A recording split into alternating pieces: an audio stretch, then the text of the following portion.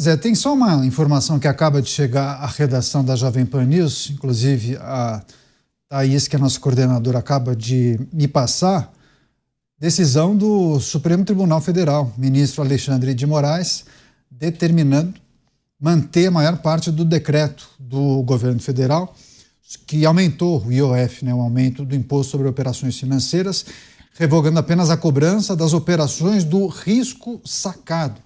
Inclusive, é sempre importante lembrar que o ministro Moraes ele é o relator dessas 4 ações no STF que tratam do decreto, que causou uma grande disputa, a gente pôde acompanhar, entre o Congresso Nacional e a Presidência da República, o Poder Executivo. Nelson Kobayashi também está acompanhando essas movimentações. Koba, no dia de ontem, havia muita expectativa para uma audiência de conciliação para tratar justamente do decreto que aumentava o IOF. Há entendimentos distintos, inclusive, sobre prerrogativa do Executivo e do Congresso Nacional, que derrubou o aumento que foi determinado pela Presidência da República, pelo Poder Executivo. E agora, a partir dessa audiência de conciliação fracassada, que nem teve a participação ou a ida dos presidentes das casas, enviaram representantes, o ministro da Suprema Corte determina a manutenção de parte desse decreto do governo. De que maneira a gente precisa ponderar e discutir as questões que envolvem a decisão tomada pelo Executivo, depois a reversão feita pelo Congresso Nacional e aí essa manifestação da Suprema Corte.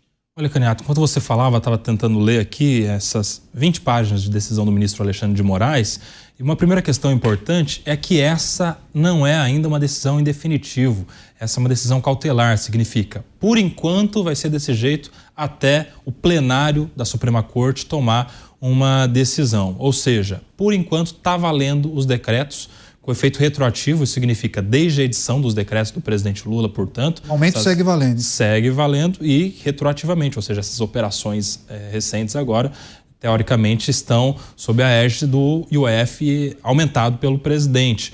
E isso é uma derrota para o Congresso. E, mais uma vez, o Congresso Nacional, que com centenas de deputados, dezenas de senadores, decidiram não aumentar o IOF, se viu ali sendo suprimido por uma decisão de um ministro da Suprema Corte. Eu acho que isso institucionalmente estica a corda, aumenta a atenção entre os poderes ainda mais, porque não há dúvida nenhuma. Qual é a decisão mais democrática de todas? Aquela colegiada dos representantes do povo. Tem gente de todos os estados que decidiram por isso. Tem gente dos mais variados espectros políticos. Tem gente dos mais variados partidos que decidiram por não ter aumento de imposto. E no final das contas vai valer o aumento de imposto. A discussão técnica é se o IOF pode ser aumentado com a finalidade arrecadatória, como confessaram alguns dos ministros de primeiro escalão do presidente Lula, ou se ele teria um limite de aumento dentro do que é basicamente regulatório. Porque se houve se o presidente passou dos seus limites, aí é constitucional o decreto legislativo. Ou seja, é isso que agora os outros ministros, quando forem julgar em definitivo o mérito, vão decidir. Foi arrecadatório, foi regulatório. O presidente estava ou não estava dentro das suas competências. Porque se não estava, o Congresso fez valer a sua condição de alguém que pode editar, sim, um decreto legislativo para assustar os decretos do presidente. Isso aí vai ter cenas nos próximos capítulos, não só jurídicos, mas principalmente políticos. Vamos ver como é que vão reagir agora os presidentes das casas ali. Hugo Mota, Davi Alcolumbre, principalmente todos os parlamentares que foram contra o aumento do IOF. Sem sombra de dúvida. Dá lá um esgarçamento das relações, Eu acho que a gente pode listar várias consequências políticas, econômicas, institucionais.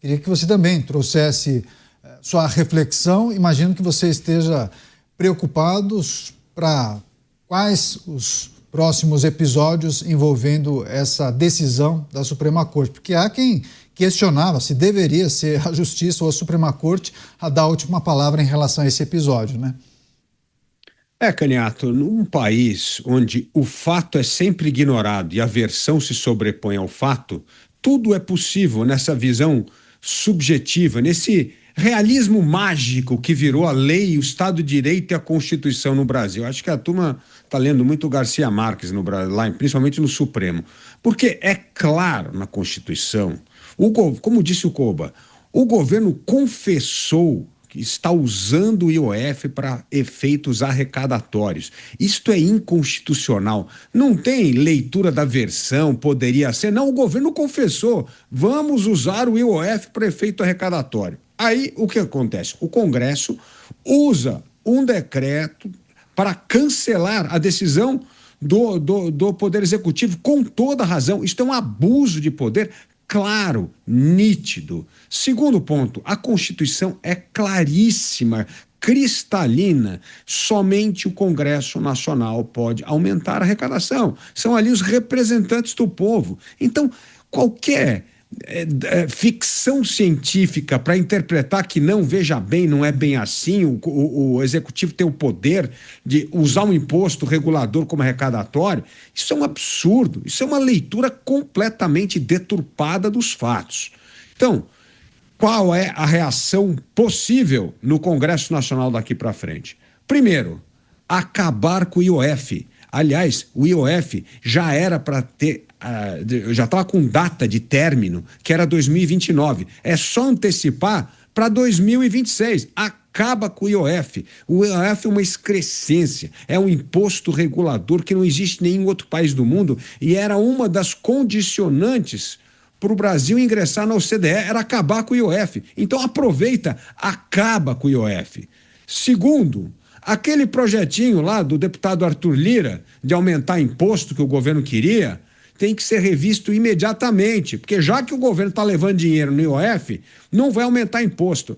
Aliás, eu gostaria muito que o deputado Arthur Lira explicasse para a população que ele prometeu que nem ele, nem o Congresso Nacional ia aumentar imposto e o seu projeto que ele está relatando aumenta a carga tributária. Então, o negócio é o seguinte, ou o Congresso, os representantes do povo cumprem a promessa de não aumentar mais imposto para o povo brasileiro, ou o Congresso vai sair completamente desmoralizado deste evento. E, por último, o Congresso tem que usar o seu poder para sepultar de uma vez por toda o IOF. Não é possível um governo que só pensa em arrecadar e a não cortar despesa.